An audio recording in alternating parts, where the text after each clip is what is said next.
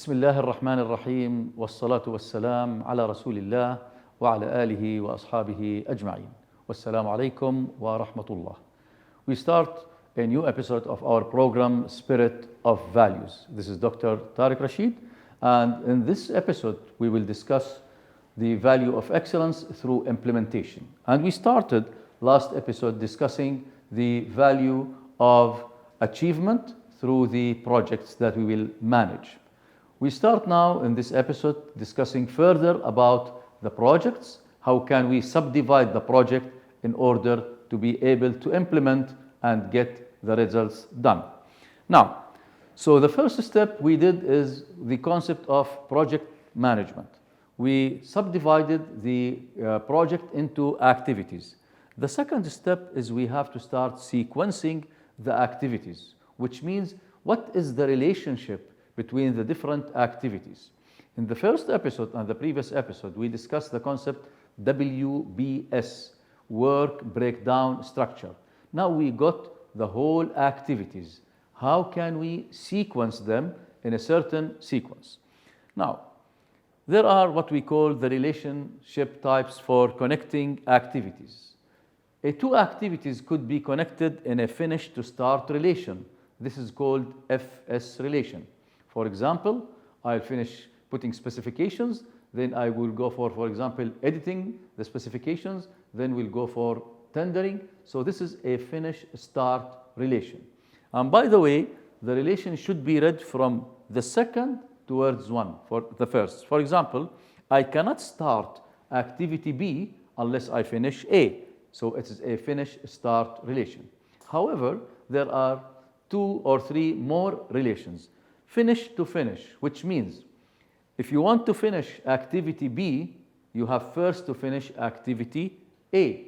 For example, this we can find it in order to finish having a sickness or illness, you have to finish the medicine that the doctor described. So this is a FF relation between 2 activities. Another type of relation could be start to start. And always we go from the second going back to the first. If you want to start activity B, first you have to start activity A. So this is a relation SS relation. So in order to start, for example, cooking, first you have to open the oven. So this is SS relation between 2 activities. And the last one is start to finish. It's SF relation. For example, in a hospital, we have 2 employments that are discussing, for example, a certain issue. When they finish this, if they finish this, the other can start. So in order to finish, the first should start. So the most common is actually finish to start, is the mostly common used activity and sequence between 2 activities. Then we have to start. So the first is, what are the activities in this project to maintain the implementation? Second, put the relation between them. Finish to start, start to finish, finish to finish, start to start. Then we go for estimation of the resources. We have different resources in order to achieve the activities. We have the human resources, we have the machinery, the technology, we have the materials, we have the finance, we have the technology. All of these are resources. So we assign for each activity the types of resources needed, but we have to make an estimation.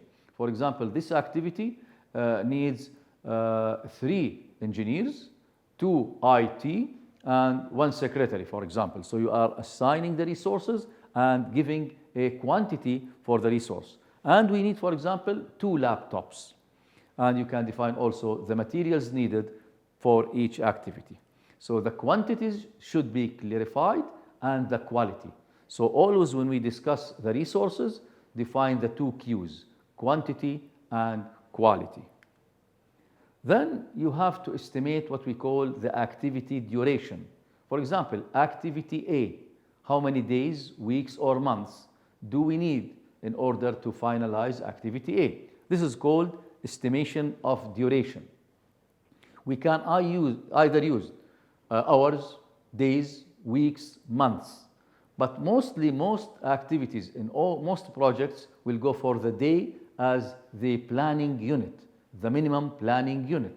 So we define this, and we always use what we call the project calendar, defining the week as 5 days. And each day is 8-hour working, 1 hour for lunch or break. So this is the definition, and we have to start estimating the activity duration. Here we have different steps or methods to define the duration. We sometimes rely on what we call the productivity indices, that you use calculations in order to calculate a certain activity.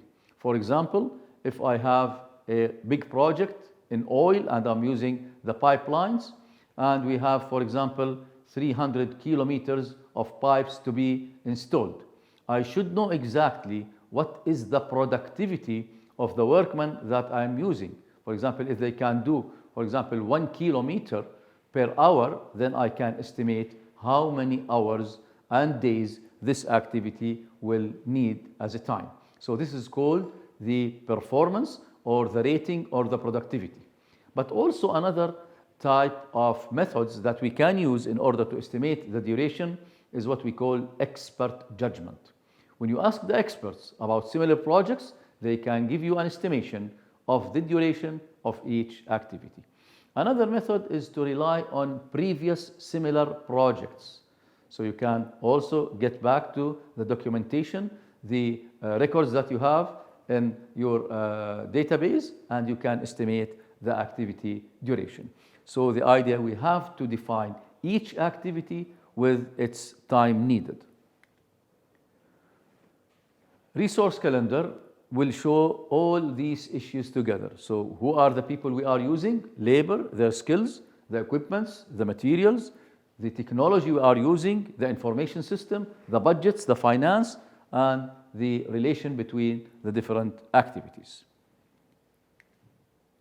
Now, coming to another very important issue and topic in the project management and implementation. So we finalize now time calculation, but time without cost is meaningless. How can we start now calculating the cost of a certain project? Implementation will never be in the right direction unless we have the finance needed to support the activities. So here we come to cost planning. And usually there are lots of issues to take in consideration. There is a method called rough order of magnitude. And usually whenever you start a new project, you start with a rough estimation. And as the project goes with its life cycle, you become more knowing about the budget, then you reach what we call definitive, the project cost. So usually it is a curve going exponentially down. At the beginning, you are not sure how much finance do I need, and as we proceed, we get directly to the cost. And usually they said you will never be able to estimate the total cost of any project unless you finalize it. It will be very definitive at the end of the project. So, but here we have to mention what we call life cycle costing, LCC. Most people, when they think of the cost, they think of the initial cost. But by the way, the initial cost is not the total cost. If you want to calculate the total cost of any project going towards implementation, we have 4 types of costs. The first one is the initial cost. And let me just take an example. What do we mean by life cycle costing, LCC? For example, if I want to buy a car, the initial cost is the amount of money you give to the agency to get your car. For example, I paid $100,000 as an initial cost. Once you get that car, we go to the second type of cost, operation and maintenance. Operation and maintenance. Usually this is calculated monthly, and then you multiply by 12 to get it yearly. This is called operation and maintenance cost. And in order to be able to control any risk in cost calculations, type 3 cost is what we call indirect cost, to cover the risk of calculation. Usually indirect cost is estimated as a percentage of the initial cost. We can go, for example, 10%. If you are not really knowing exactly the cost, we can raise the indirect cost in 20%, but this is the maximum.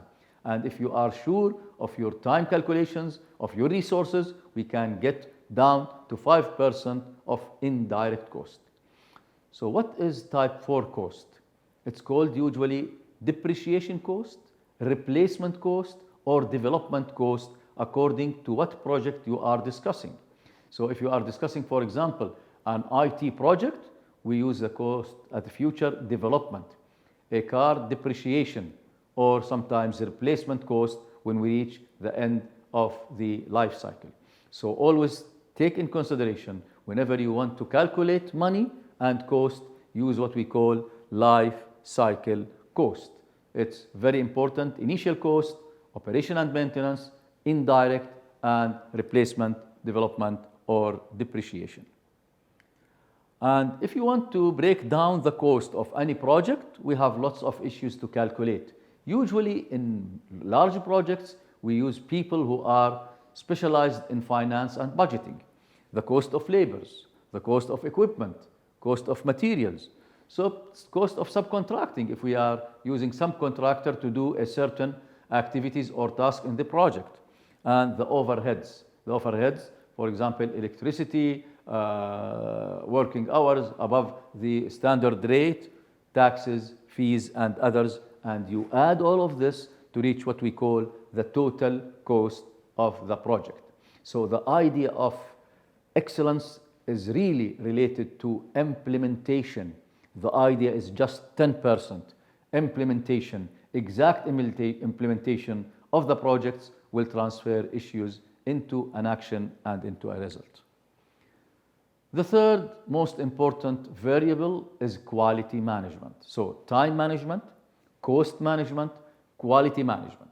So these are well known as the traditional triangle of projects or project management: time, cost, and quality. Let's first ask the following question: how would you define quality? What is quality? Actually, it depends. Are you defining quality of products or services? In products, quality is meeting specifications. For example, if I want to buy a table, I need a certain specifications: the thickness, the color, the wood that we are using, and then you can put the specifications. So in products, quality is meeting specifications. But what about services? How can we define the quality of a service? Meeting expectations. Which is more difficult, do you think? Quality of products or quality of service?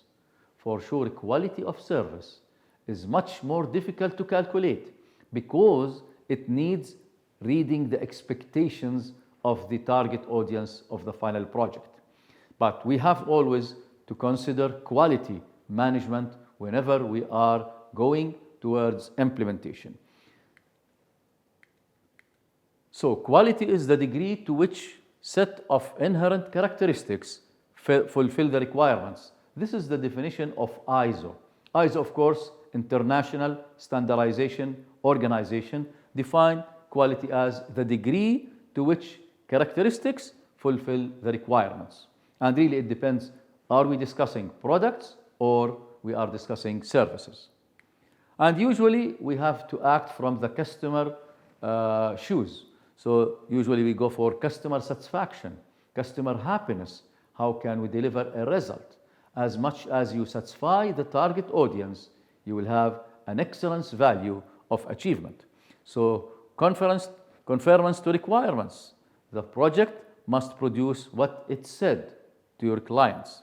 Fitness for use. The product or service must satisfy the real needs. And usually whenever you go, for example, in hotels, airplanes, whatever, they ask you to evaluate the quality of service, looking for your satisfaction as a customer. As much as we satisfy the expectations of customers, we are in the right track of quality. And there is something we have to take in consideration: cost of defects. So if you don't meet the specifications, you will pay more money. So this is called cost of the defect. at the beginning of the project, in its first life cycle, usually it's very low if you don't meet the specification. But imagine as we are proceeding in the life cycle of the project and you have a failure of quality at the end or near the end. This is a very high cost of defects. So usually take care of the quality, time, and cost. All of these are associated together to conform the best result in implementation. And usually we have to look for the planning the quality, identify quality requirements, standards for the project, for the product, and we have to document how the project will demonstrate compliance to these quality and specifications. So usually we have to act from the quality triangle. We have to take care of the cost of quality. This is what we will discuss in the next episode, cost of quality, to make sure that we are delivering a good result in implementation. Wassalamu alaikum wa rahmatullahi wa barakatuh.